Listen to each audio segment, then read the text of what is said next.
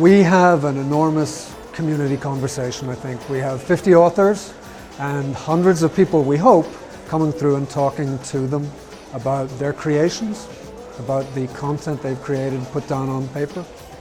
So really what we're interested in seeing is people having fun and talking to those people who are generating all of those ideas. They're great because I think it still points to the value of books, because there's so much information that is non-print versus print, and that gap is closing as years go by. And here it's all books, and people still like to feel a book in their hand. They like to read. So it brings out, as you can see, a lot of people in the community. It's a great event, and you get to meet some of these authors you always read about. It's wonderful. A couple of years ago, I wrote a book.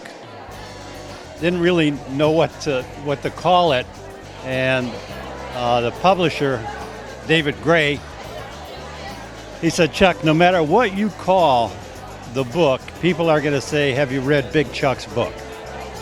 So I call it Big Chuck's book. My book is Welcome Anybody. It's a collection of short stories. There's 14 stories.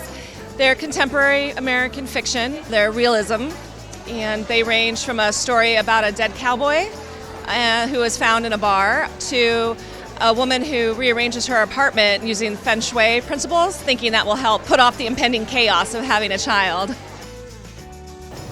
If you've read my most recent Milan book, The Cleveland Creek, you will discover that he has gotten older. Guess why?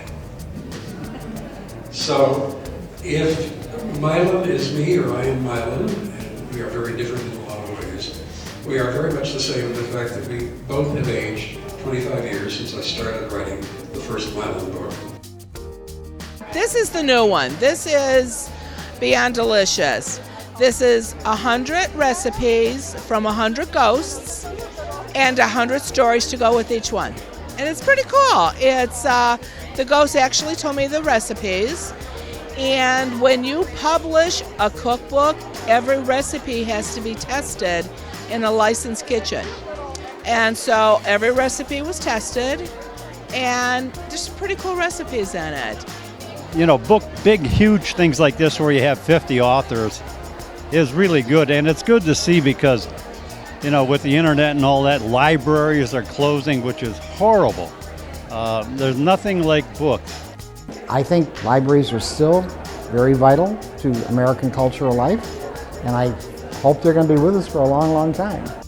And I think libraries at the moment are really looking at reinventing themselves. So, for example, over the Christmas period, everybody was coming in with their brand new Nooks and their brand new Kindles and wanting to hear about ebooks.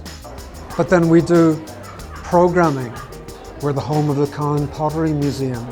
We have a state-of-the-art training lab. We have a state-of-the-art computer center for public use.